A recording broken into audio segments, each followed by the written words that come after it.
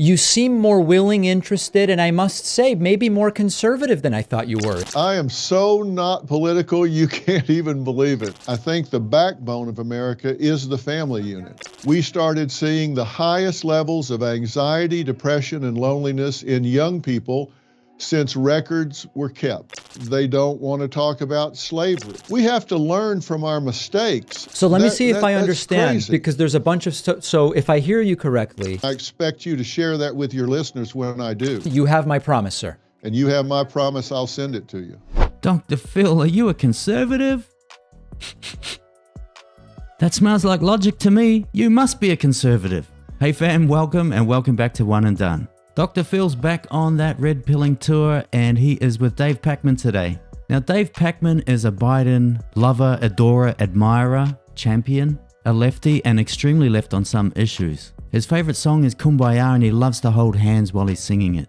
Now this interview is quite interesting as Dave Pakman takes on Dr. Phil. Now Dr. Phil treats him like a stepchild and tells him to sit in the corner while he explains things. Now they're covering interesting topics today including family, culture, slavery, religion, and when it comes to woke culture, Dr. Phil shares the best analogy I've ever heard, so stick around for that. And also, we are going to revisit a couple of little snippets of Vivek Ramaswamy when he puts Dave Pakman in his place and basically calls him out as a grifter. So without delay, folks, let's jump in and roll that tape. You know, I'm very interested to speak to you today because in preparation for our interview, I've been watching some of the Fox News appearances, looking at the book, etc. I never really saw you as a guy who delved into political issues per se. You seem more willing, interested, and I must say, maybe more conservative than I thought you were. Is that a fair assessment? Not at all. Okay. Because I am so not political, you can't even believe it. And I'll tell you why. I know nothing about politics. And, and I know why you say that. It sounds like it. Right. I talk about these things as cultural issues from a psychological, psychosocial standpoint, how they affect families and people. And they do overlap with some of the things that politicians talk about, but they talk about it from a political standpoint, funding standpoint, how they can get this bill or that bill through, couldn't care less. But I am interested in those issues in terms of how they impact families in their day-to-day pursuit of life and peace and being able to raise their family in a healthy environment. So there's a lot of overlap, but I don't talk about it from a political standpoint because I frankly don't know enough about the politics of it all. So Dr. Phil says assessment wrong. Don't try putting me into a box. Now Dr. Phil is way too intelligent to fall for that nonsense. Now David Pakman always starts with these gotcha questions. He tries to frame his interviews to get that gotcha viral moment. However, Dr. Phil reframes it all and he says he's talking about psychological and psychosocial issues, or from that perspective. In other words, common sense. Now, I can see how David Pakman thinks that he is a conservative or a Republican because on the left they don't align or use common sense. Now, you would think David Pakman would learn from his mistakes of the past. For example, when he interviewed Vivek Ramaswamy, he opened the interview with what he calls a sanity test question. Do you think Trump lost the election in 2020? If you say yes, you're sane. If you say no, you're a nutter. I'm going to get right into what, fortunately or unfortunately, is often my first question when we speak to candidates right now. It's just sort of like a sanity check, which I think you will pass, honestly. Let's hope. Is there any way to interpret that Donald Trump actually won the 2020 election, or did he lose the 2020 election? The way you're framing the question, you're asking me a very specific question. Is there any way? Here's one important unexplored strand. Okay. The Hunter Biden laptop story and its systematic suppression. I'm a data-driven guy. Really? I'm a data-driven guy, and I think you probably are too, based on absolutely what little I know. So look at the polling data on the aftermath and before and after. There are more than enough people, it's not even by a super small margin, that say they would have changed their vote had they been exposed to that information before that election. The fact is that was systematically suppressed in what was probably the single greatest form of election interference in American history. Hilarious, the sheer joy, the excitement on David Pakman's face. But once Vivek starts to unleash logic on his butt, the body language, the expression, everything changes. As Vivek basically calls him a grifter. Like, let's just get real here. Like, I know you. We haven't met before, but I know you in some sense of the word, okay? Like, you're not unfamiliar to me. And what I see amongst even my peers, right, is a form of laziness.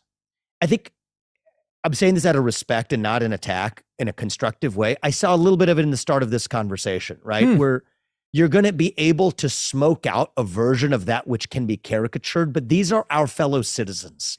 And their concerns come from a deep place where if you can do a better job of articulating and smoking out where that concern comes from, then we have an obligation to do it. And that's what gives me my motivation in this race. Man, you can't get much more uncomfortable than that. Did you see the look on his face? It looked like he jumped on a bike without a seat on it. Hilarious, bruh. Now, Mr. Pakman's audience gave him clap back and basically said Vivek treated you like a stepchild. His body language just showed that he looked like a limp piece of wet tissue. Some people wrote to me and said, David, you didn't push back enough here. You didn't push back enough there. To the extent that I failed in the interview, I take full responsibility. And what I mean by that is Vivek Ramaswamy is such a good filibusterer, and he makes it difficult to interrupt. I was able to interrupt him a couple of times when he started his lists. They limit the amount of time you have, and then they filibuster. And I agree that I did not do a good enough job in some areas of saying, let's break this down piece by piece, because he's better at not letting people do that. Bruh, let's be honest. You got smoked on your talking points. You're still making excuses to your audience. They might be buying it, but I'm not. It is difficult. I'm blaming no one other than myself. It is difficult in real time with a compressed timeline and a filibusterer who's so good. It can be difficult to make every interruption and confront on every single point the way I would like to do. Now, I will give David some credit. He has taken some ownership and responsibility for getting smoked by Vivek. Hey, anyone on the left, he's just joined that long list of Vivek Ramaswamy victims. Now let's get back to the Dr. Phil interview. A lot of the language in the book and when you talk about issues like immigration and culture and others, it seems as though it alludes to going back to the good old days, individual decisions in the style that many Republicans now talk about with regard to schooling and parenting, et cetera. But you're saying it's just not the case. No, and that doesn't mean that there aren't politicians on both sides of the aisle that talk about these issues. But if you really think about raising a family in America, whether it's now or 50 years ago or 20 years down the road, we still have to keep our eye on what I think are core issues in America. And I think the backbone of America is the family unit. I really think that if we have strong families, if we have strong family values, and I think that our families in America, as you've heard me say and read me say, are under attack. And I think some of those attacks are unintended consequences of technology, for example. Look, I couldn't agree more with Dr. Phil. Now, immigration, schooling, parenting, family, they all have an impact on each other. And politicians need to advocate for policies that are family friendly, that encourage family, that encourage people, young people to get married and have children. And I agree, family is the backbone of the society. We know as children grow and come from a nuclear family, they have far more chance of succeeding in life. Things like social media, cultural, or at least pop culture, in some ways has had a negative impact on them. This next part, I guess, is why I lean a little more conservatively. I'd rather conserve the things that we do well and change the things that we don't do so well. So Dr. Phil's gonna talk about the tyranny of the fringe. It's like the tail wagging the dog. What about the ones that fall under what you call the tyranny of the fringe? Because I don't think the smartphone example falls under that category, right? No, that's why I say some of this is the unintended consequences of like technology. But then we've got some where we've got people that are just trying to change some of the core values in America, core values of family, trying to rewrite history. And we've got people that are coming in saying, well, we want to change history, want to change what kids are being taught in history, want to change biology, we want to change all of the things that we have for 100 years had empirical data to support. But tell me more. I don't want to gloss over this. I really want to understand this. Changing history. Okay, what was the history that used to be taught that now has been changed by the tyranny of the fringe? Well, pick an area. We can talk about biology, where we have always had two sexes. But what about history? Just to pick history, not biology, because you said history, biology. What about history? So David didn't want to touch on the transgender issue. Dr. Phil is way too smart for that argument. So he squirms his way out of it, and Dr. Phil is talking about people wanting to change history, rewrite the history books. We see it on a daily basis. It's happening all the time in Western society. So Dr. Phil says, okay, you don't want to talk about transgenderism. Let's talk about something less controversial, slavery. Well, there's a lot of history to biology, and you would be missing a big point to pretend that there's not historical biology. But if you want to talk about history, we can, not in biology, but just talk about the history of mankind. Yeah. We've got areas where they don't want to talk about slavery. We had one group of people that wanted to start describing slavery in history books as involuntary relocation. Right. This was not involuntary relocation. This was slavery. And we've got people that are wanting to rename schools because people that were doing what were the mores and folkways of the times now would clearly be doing things against the law, certainly against mores and folkways, because they were slave owners at the time, are saying, well, now we have to tear down these statues, we have to rename these schools, and we don't want to teach about them. We have to learn from our mistakes as a society. We can't pretend those things didn't happen. They did happen. They were dark and ugly times in American history. We don't want to pretend those things weren't there. Exactly. You either want to teach history or you don't. Changing the names of schools, what's that going to do? You're just going to hide history. And you need those uncomfortable truths there to remind you. So don't tear down statues. Talk about it. It's a learning moment. Now, David Pakman's going to go back to his typical ways. He's going to play dumb, and he's in search of a gotcha moment. So let me see if I understand, crazy. because there's a bunch of so if I hear you correctly, you're not in agreement with those who want to minimize the tragedy and brutality of slavery, but you also want to keep the school names. If a school is named after a slave owner, you're also okay with that because it will remind us and we will learn from it. Am I understanding that correctly? I think you're oversimplifying what I'm saying. What I'm saying is, if you're wanting to change American history to pretend that these people did not exist, and you want to measure them by today's yardstick rather than the yardstick at the time, that's what is referred to as presentism. Presentism, I love it. It's a great way to describe the leftist virtual signalers. People that love 20/20 hindsight. They want to apply today's standards and norms to people 200, 300, 400 years ago. But check this out as Dr. Phil dismantles this argument with pure, plain, simple logic. That's what is referred to as presentism. And that's like saying, okay, you're going to drive through a neighborhood and the speed limit is 20. And you drive through that neighborhood doing 20, and then they come along and say, you know what, we're going to change the speed limit to 10, and we're going to give you a ticket for speeding when the speed limit was 20. It's now 10, but you weren't speeding when you were doing 20, but now it's 10. We're going to give you a retroactive ticket for doing what was acceptable at the time. That's called presentism. We're going to take what was done back at the time, pull it up into the current time, and condemn you for not knowing what was going to be acceptable 200 years later than when you did it.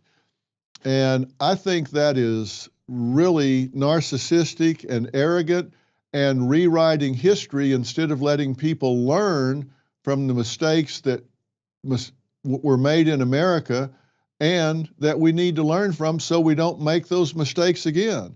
Because some of those people also did some really good things at the time. We don't need to endorse everything they did, but we need to acknowledge the good and the bad. David wasn't doing 20, he's come to a grinding halt. What a great analogy by Dr. Phil. He's like the big bad wolf that just blew that house down. And David's body language was similar to the interview he did with Vivek. I wonder if he's going to have to do another apology for his audience. Now watch David go from 0 to 100 as he wants to get away from this topic. When it comes to cancel culture, something you've also written and spoken about, what do you think is the prototypical or emblematic example of someone who was unfairly canceled over the last few years? Well, I think the idea of cancel culture is more than one person, and I'm not going to speak specifically about one person. What I'm going to say is you've got people that want their speech instead of free speech. And so they will come in and talk about in a university certain things that can't be shared, can't be talked about. We've got universities that have put out language that they highly recommend their professors to not use. One of them that jumps out at me from the University of California is they were encouraged to no longer say America is the land of opportunity, or the job should go to the most qualified person. They're saying you can't say those things anymore because they are considered to be oppressive. And if you have university faculty, even tenured faculty, that talk about those things or ask their students to take positions that are contrary to what they believe, what the students believe, they get grieved against, they get suspended, they get disciplined, and in a sense canceled at that point. That's interesting.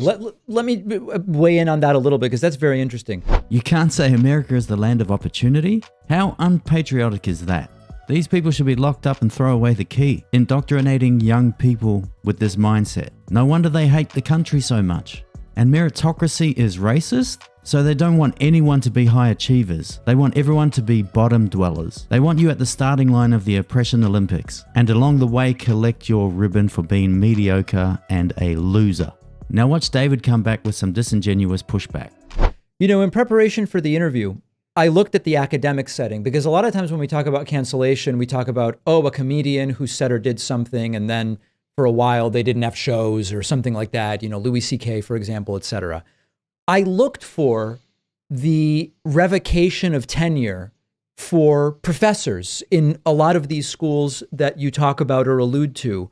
And really, it seems that when tenure is being stripped, it's for real wrongdoing. Plagiarism is uncovered, sexual harassment of students, etc. I really struggle to find evidence in a country of 330 million people of tenure being stripped just because of using the wrong language. Now, I'm not saying that there aren't wacky memos that go out, or I'm with you that this stuff exists anecdotally. But if we think about what is happening big picture, I actually struggle to really find examples of this as an epidemic. Tell me where I may be missing something. It doesn't have to be at epidemic levels to have an impact on society, have an impact on young minds, students, or faculty. Well, I don't know what you mean by epidemic. Well, that it's happening, that professors are being stripped of tenure, not for serious violations of their, like I said, sexual harassment, plagiarism, being involved in criminality, but just because they said something that is maybe not politically correct. I'm just not seeing that tenure is being stripped from professors for that. Do you have any examples of professors that have lost tenure in that way? I do, and I'll provide it to you. How's that? I'll get you a list and send it to you. That would be, I would love to do that, because if that is happening, I want to expose that, and I want to talk about that. Who are you trying to kid, bruh? You want to expose that?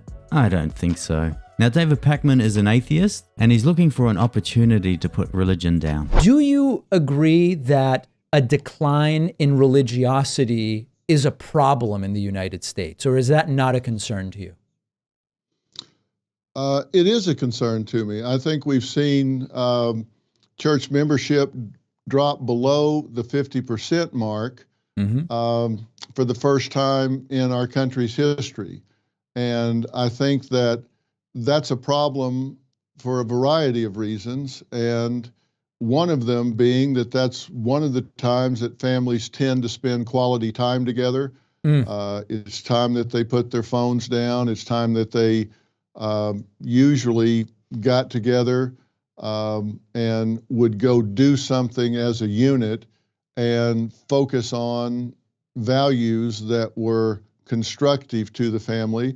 There was often meditation time involved. There was often discussions about what was discussed in church that day. They often had Sunday dinner together afterwards and spent quality time like they did no other time during the day. And I think it also is a product of our lessened birth rate, which has dropped because a lot of people join church when they have children because they want their child to be baptized or christened or whatever. And the fact that we've seen our birth rate drop to around 1.6 from 2.1, which is necessary to sustain our infrastructure right now, is a problem. And it seems that that's one of the main reasons that church membership has dropped off. There's fewer kids to go get baptized, christened, or whatever, so people have less reason to go to church, and that's a byproduct of the lesser birth rate. And Dr. Phil is right again. There is a concern about people being less religious. We are more self-consumed, materialistic, and have less meaning and purpose in life. In general, people that are religious tend to excel much more. Higher successful marriage rates, less crime, less pornography, less incarcerated. People are following other or replacing religion with people that they look up to, individuals.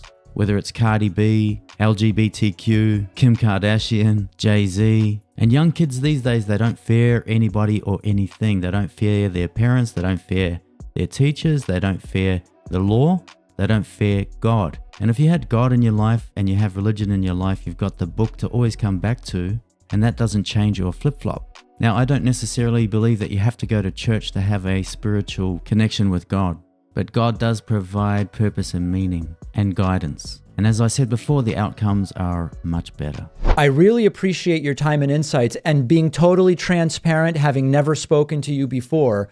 A lot of what you're saying sounds very conservative to me, which doesn't necessarily mean it's bad. I happen not to be a conservative. Some in our audience are. That's my read of it all. And I think it's very interesting to see you wading into some of these topics. And don't forget that I said I was going to send you a list of professors that have had consequences, and I expect you to share that with your listeners when I do. We will include it in the YouTube description. You have my promise, sir. All right. And you have my promise, I'll send it to you. So there we have it, folks. I love the ending right there. Dr. Phil calls out David Pakman and says, "Hey, I'm going to give you that list, sucker. You better be telling everyone about it." He was like, "Yes, sir, I surely will." Now, I don't know, should we call Dr. Phil Dr. Red Pill as he does this tour of the US and promotes his book? He's enlightening the US as well as these lefties, and credit to David Pakman for having Dr. Phil on there. Now, Dr. Phil's been doing the tour. He's been on everything. Dave Rubin, Joe Rogan, The View, Fox News. Now, I'd never really watched Dr. Phil before. I thought he was a little left. His audiences were predominantly female, and I like the fact that he has identified some real issues, whether it's with males or family units. And I understand why he's not aligning himself with any particular political party or alignment. It's quite smart because it's about the message, not the messenger. Now, there's not really anything in the video that I disagreed with in relation to Dr. Phil, and Dave Pakman did his normal thing that he normally does. Now, let me know what you thought. Drop your comments in the comment section. I'll jump in there later and respond as I normally do. Now, if you want to help a brother out, help me get to that 1,000 sub club. Don't forget to hit the like, smash the subscribe. Most importantly, share this video and ring the notification bell so you never miss out on any of my videos. And I'll catch you in the next video.